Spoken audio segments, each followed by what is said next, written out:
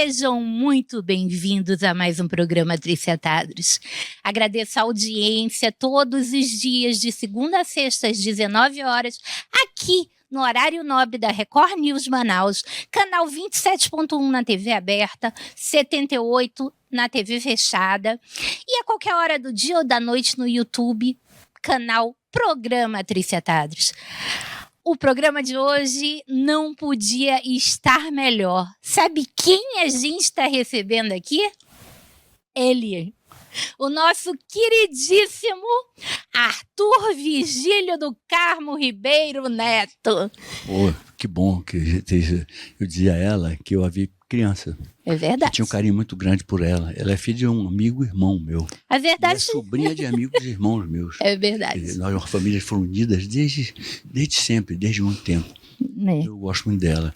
Então, eu fico muito feliz de ver a Trícia, porque ela lembra que eu brigava muito com ela. Ela era uma criança.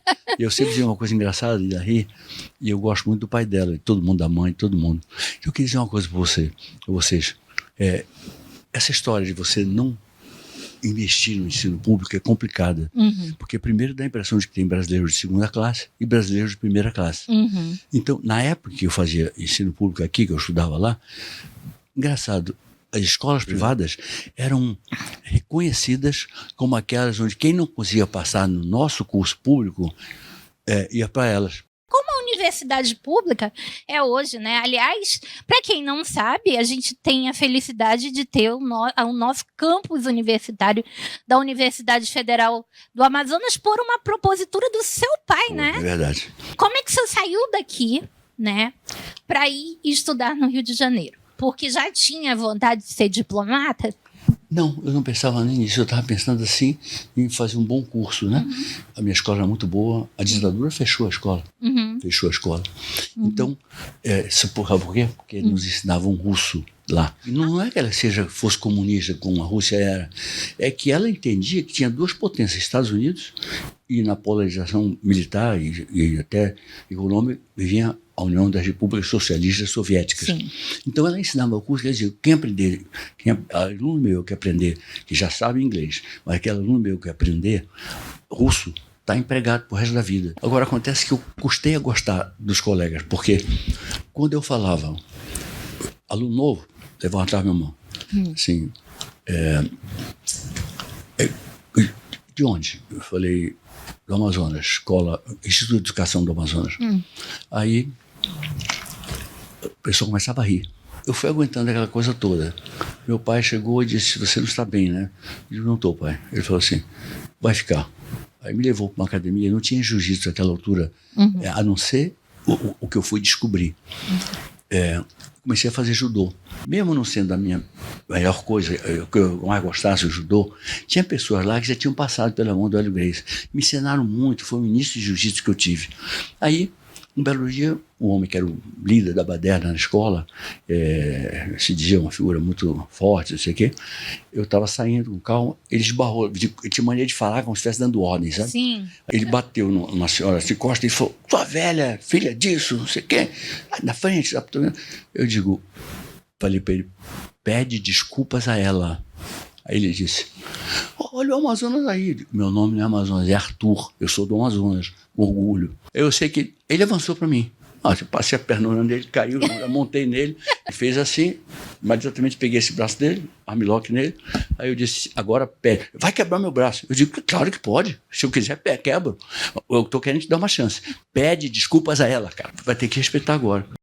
Depois da escola, você fez o vestibular para direito. Para direito, isso. Depois que fiz o Instituto Rio Branco. Isso. Bom, primeiro, no auge da ditadura, da maldade da ditadura, eu fui um pouco líder estudantil. E aí, eu fazia coisas arriscadas, né? Um belo dia, o diretor da faculdade quis nos entregar para a polícia que estava lá fora. Toda preparada, com escudos, com cacetete de pau. Meu pai, um senador meio de segunda categoria, disse assim, o seu filho, o nome dele nos jornais como líder estudantil, pode prejudicar o seu mandato aqui. Estamos diante de um regime que é de força. O pai falou, não, se isso acontecer, eu já estou esperando há muito tempo. Eu tenho até um certo complexo. Por exemplo, Almir Afonso foi cassado no primeiro mandato. primeiro ato institucional. Eu deveria ser no quarto ou no quinto. Foi no ato institucional número 5. Meu pai estava na companhia do meu compadre Bernardo Cabral, estava na companhia do Carlos Lacerda, maior orador que eu já ouvi falar em toda a minha vida, brasileiro, e estava Mário Covas, um dos meus ídolos na vida pública, pela seriedade, pela coragem dele, capacidade de convencimento, tudo isso. Então, eu precisava lutar. Meu pai falou isso para ele: não, meu filho tem que lutar. Eu lutei muito como estudante contra a ditadura Vargas, em 1937 a 45. E ele tem quase que o dever mesmo de fazer isso. Então, apoiava tudo que eu estava fazendo. Digamos assim, a carreira diplomática foi interrompida pela maior paixão, que era a política. Foi. Né? Eu voltava, toda vez que eu ouvia qualquer coisa, eu voltava para cá. Foi. Mas a sua primeira eleição, a primeira eleição que você disputou, foi a de 82? Foi. Naquele momento, existiam apenas 2 partidos. Sim. Né? Existia... Os partidos acabaram. Com o ato número 2, número 2, acabaram os partidos todos. Foi uma violência. E criaram 2. O bipartidarismo era composto MDB da Arena, que era da situação, e o MDB, que unia toda a oposição. Como é que era conviver naquele ambiente de tantas mentalidades diferentes? Sabe que a gente, sob a liderança do doutor Ulisses Guimarães, doutor Tancredo Neves, ele dizia assim: me chama de Tancredo, você é meu colega. O doutor Ulisses também: eu não consigo.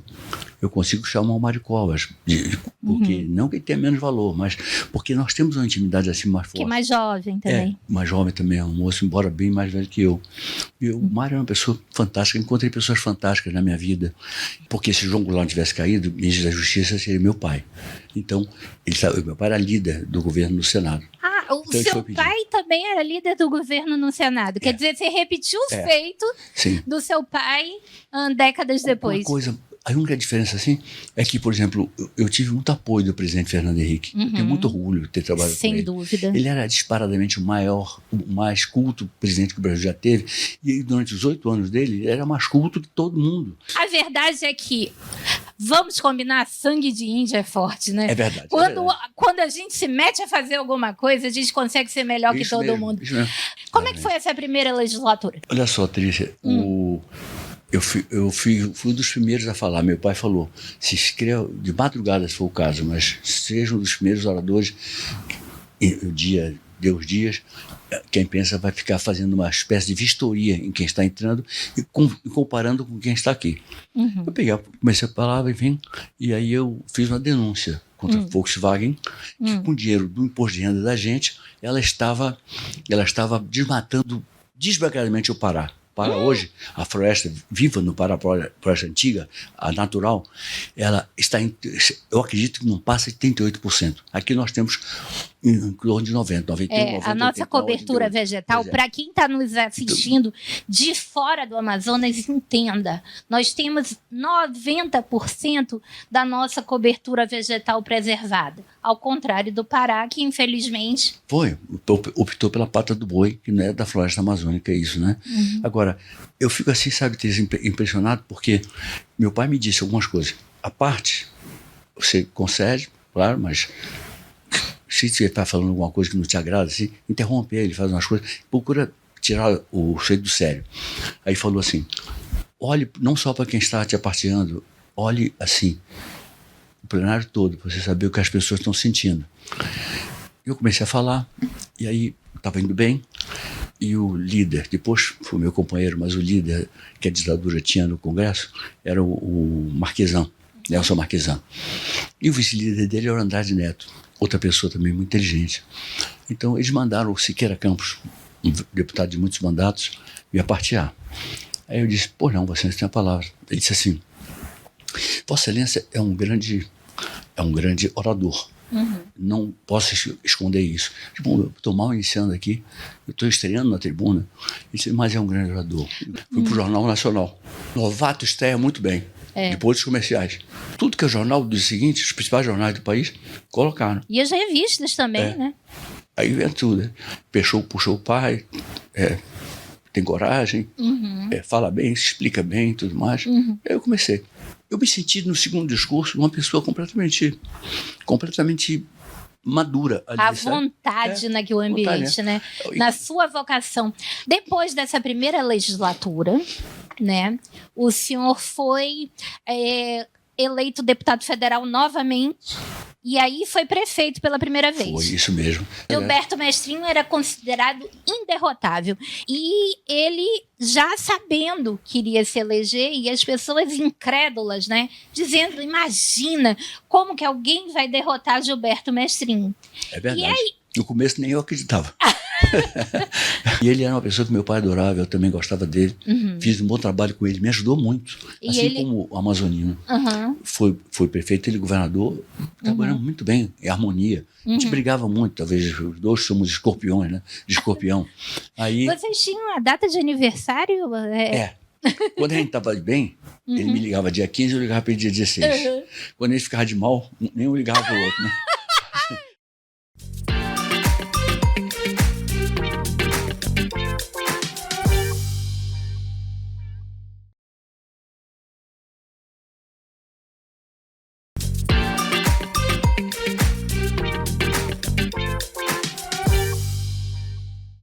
Agora, voltando à questão dessa primeira prefeitura, que, para surpresa de todos, né, houve ali uma vitória, né, onde ninguém acreditava, como ele falou, nem ele mesmo, até...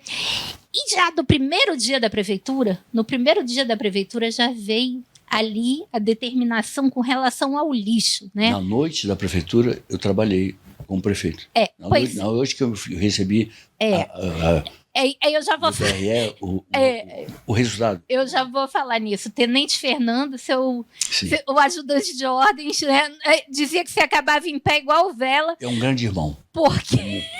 Todo mundo que trabalha comigo, eu considero assim. Porque o senhor virava às noites na prefeitura, né? Mas o primeiro dia já regulamentou. Manaus estava muito suja. Sim. Recorda que Manaus, naquele período, estava muito suja. A gente queria limpar, Trícia, mas também queria fazer um gesto para as pessoas perceberem que não há tempo a perder. No primeiro dia... Você tem que responder bem pro povo. No primeiro dia já teve toda uma legislação a respeito do destino dos resíduos na cidade de Manaus. Então já chegou com um impacto muito grande, sim, né? É verdade. E aí aquele seu mandato foi um mandato, como a gente pode dizer, com o pé no acelerador, né? Foi, verdade. Aliás, os três foram. Os três foram. Mas aquele, eu não sei se... Eu trabalhava com ajuste fiscal sempre. Nunca admiti que a prefeitura minha ficasse devendo com quem fosse. Pagava. Pagava. E também, com relação, falando em ajuste fiscal, com relação aos débitos, né? Várias campanhas, né, de regularização de débitos com a prefeitura, que recuperaram muito. A gente fazia uma coisa bem a favor de que isso desse certo, sabe?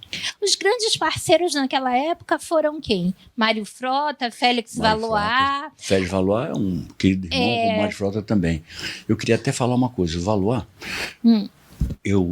senador, o então ministro do STF, já vindo da promotoria, ministro Carrilho, uma coisa assim, ele pediu que eu indicasse o nome de um bom penalista, eu cheguei, o senhor vai se surpreender com esse rapaz. Eu chamei o Félix e falei, velho, eu posso te indicar? Você ajudar a fazer, modernizar, tornar atual o Código de Processo Penal? Ele falou, posso, aceito sim. Depois o ministro Hamilton Carrilho, uma coisa assim, Hamilton ligou para mim e disse assim, Arthur, o seu amigo que você indicou, ele é mais culto em direito penal do que todos os demais que estão aqui comigo.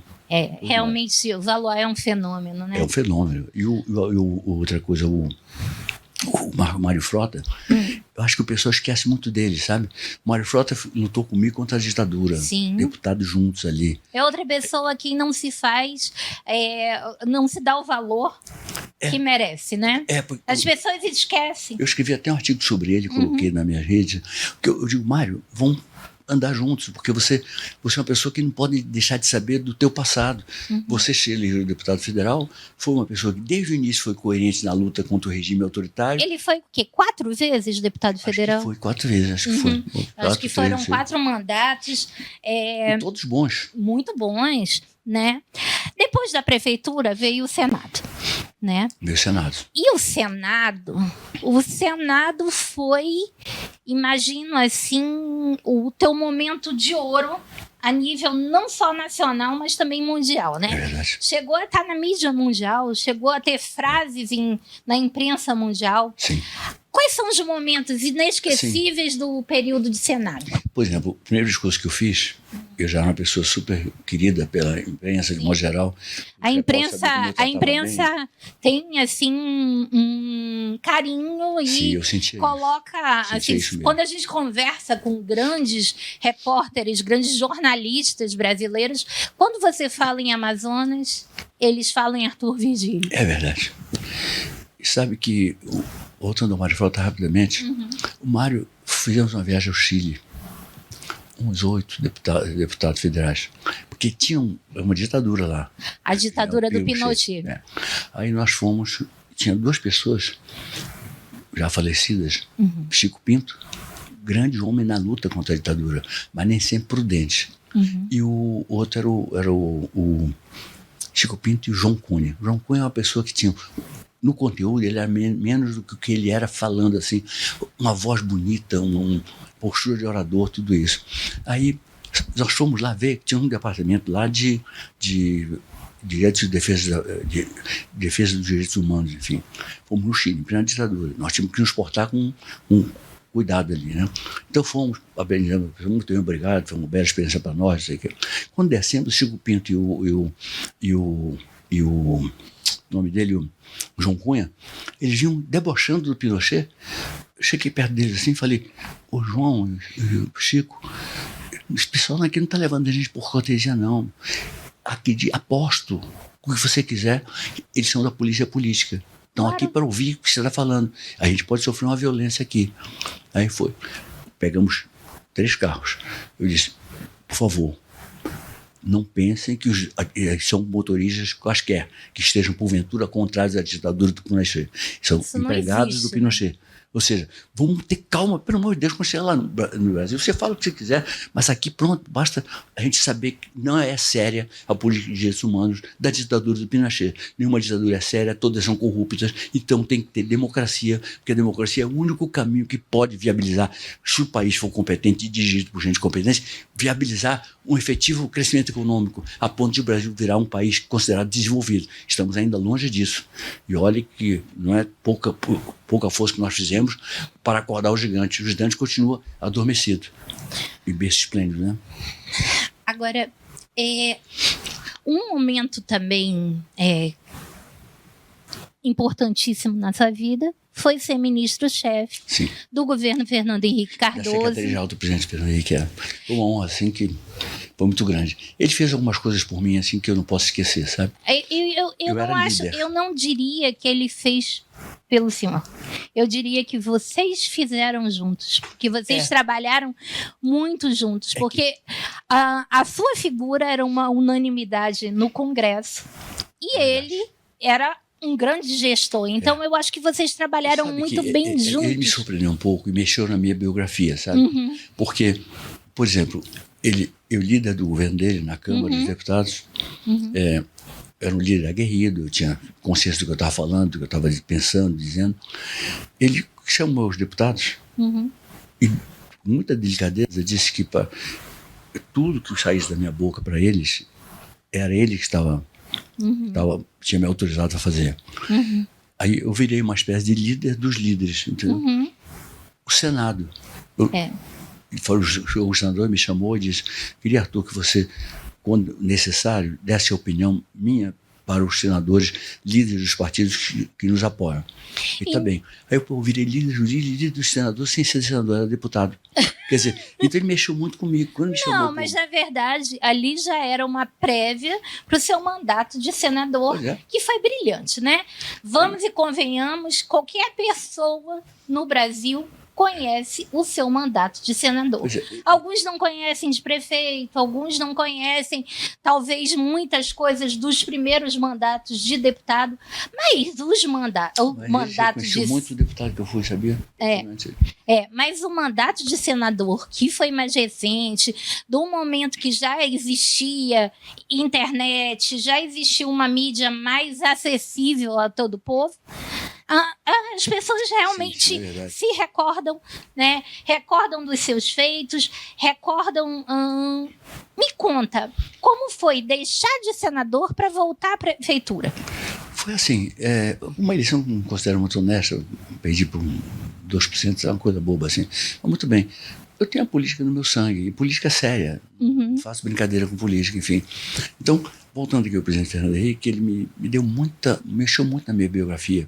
Por exemplo, ele tinha os ministros mais fortes junto a ele, o da Fazenda, o Pedro Malan, que era um grande economista, uma grande figura, o Pedro Parente, que é ótimo amigo. Aliás, a equipe econômica dele era toda muito boa, né? Não, perfeita. Aí eu sei que o Pedro Parente era uma figura muito boa na Casa Civil, e eu fui para ser ministro-chefe da Secretaria-Geral da Presidência. Sim. Portanto, membro do Conselho da República. Sim. Uma coisa, em caso de haver uma ameaça de guerra, uma coisa qualquer assim, ou uma grande questão de prejuízo causado pela própria natureza, poderia se reunir poucas vezes, poderia se reunir, justificava a reunião do conselho, uma espécie de conselho de sábios. Eu nunca me considerei sábio, eu apenas era ligado, sendo ministro que eu tinha que fazer parte automaticamente do Conselho da República, enfim.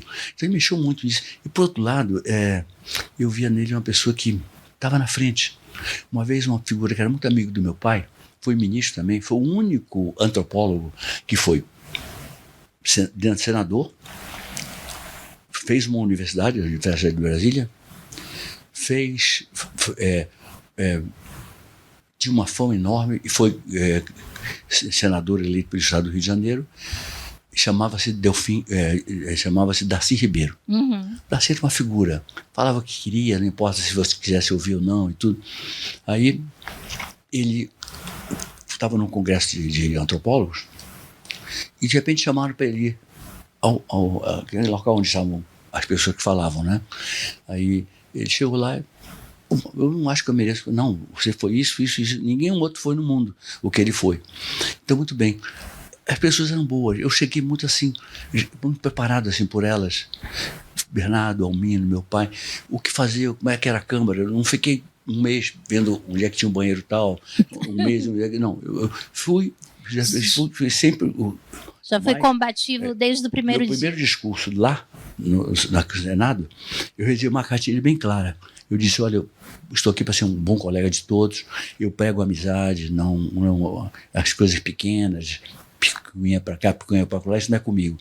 Agora, eu venho aqui também para defender o legado do presidente Fernando Henrique. E quem quiser uma luta boa na tribuna, é só dizer alguma coisa que eu vou mostrar por A mais B que está equivocado. Não tem outro presidente parecido com ele. Que mais se aproximou dele e mesmo assim tinha uma mancha no currículo, Getúlio Vargas. Fez muita coisa pelo Brasil, mas teve uma ditadura de 37 a 45. Então, muito bem. Os demais tem que se conformar, não chegavam perto, não. Juscelino é assim, muito bom. Eu botaria Juscelino, mas tinha uma questão que ele não dava muita importância para a inflação. A preocupação do Fernando Henrique, que era a minha preocupação, era nós não deixarmos a inflação sair da jaula. O Juscelino, o erro do Juscelino foi gastar demais na construção de Brasília. Que ele fez, olha como ele era competente pelo outro lado. Em 3 anos e 4 meses, ele entregou Brasília como capital, uma cidade modelo. Trabalhou com o Charles Niemeyer e com o Lúcio Costa, que fez a parte mais de paisagismo. A parte de construção foi o Niemeyer, enfim. Então eu tenho admiração por ele. Só o fato de ele dizer que um pouco de inflação não faz, é que nem dizer que você está com o copo meio cheio. Nós ficamos ali do governo Juscelino Kubitschek até Fernando Henrique, né? Lá. 30 anos, mais de 30 anos, lutando contra esse monstro da inflação. Né? Isso foi um problema muito sério. E hoje a inflação no governo atual é uma coisa perigosa, porque ela saiu da jaula. Saiu da jaula. Outra coisa, exatamente. Por mais que tentem mostrar que estão fazendo alguma coisa, eu não estou vendo competência no meu colega de prefeitura, foi prefeito de São Paulo quando eu era aqui, e Haddad. Não sabe economia, não entende economia. Então, está falando sobre uma coisa que ele não sabe. A equipe é fraca. O Haddad era professor, né? Mas não de economia, né? Não, era professor, né? Ele poderia ser ministro da Educação. Poderia ser ocupar outra pasta. Você mas lembra quando... talvez o PT mesmo, o próprio PT tem pessoas maravilhosas na economia. Eu também acho que sim. Você teve um dos melhores, junto com o Fernando Henrique, um dos melhores sociólogos de todos os tempos, Florestan Fernandes. Eu não posso dizer que o Fernando... Eu sou uma pessoa de abertura. Por exemplo, eu conversava com os adversários, o principal adversário era o PT. Conversava com eles com respeito, e eles com respeito por mim. O que eu queria? Ficar amiguinho? Não, né? Ficava amigo, mas, claro, na hora de pau comer na tribuna, comia mesmo. Então eu cheguei e disse assim, no primeiro discurso eu disse exatamente aqui que eu vinha lá. Eu falei do legado do presidente Fernando Henrique, e eu disse, então saibam que quem quiser me testar é só, a partir de hoje, pedir uma parte, que eu estou prontinho para responder. Muito bem. Aí a inflação está meio solta agora. Ela está sendo, os remédios que têm sido dados, e olhe que o Lula, sem saber, ele indicou uma pessoa que não é um economista ruim, o Galípolo.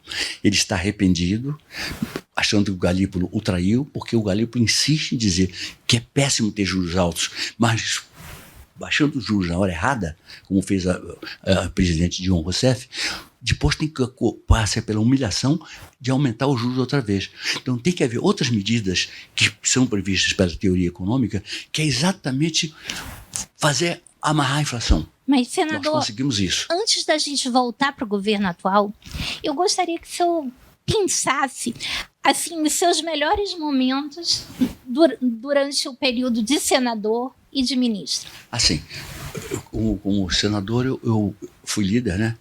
Das oposições, tinha uma coisa assim, reuni todo mundo, tinha outro líder lá que era o José Agripino, uma figura maravilhosa, e a gente tinha uma conversa muito boa com todo mundo, eu nunca deixei de dialogar. Quando eu era governo, eu dialogava com a oposição, qualquer que fosse, porque eu queria sentir o pulso da oposição. Certo. Quando eu era, do mesmo jeito que quando eu era oposição, os melhores quadros do PT, falei do Mercadante da pouco, eles queriam sentir o meu pulso, então a gente tinha que conviver, porque eles queriam saber como é que eu estava, o que estava preparando, enfim. E é uma pessoa amiga, mandou uma carta para mim, quando meu filho faleceu, me deixou muito feliz com ele e infeliz com aquele rebate de que meu filho morreu. Eu não queria acreditar. Eu achei uma viagem que ele fez. E depois eu acredito muito em Deus. Aí acabei procurando botar na minha cabeça algo que o luto vai ficar na minha cabeça, de que meu filho não morreu. Ele está no meu coração, morando aqui comigo.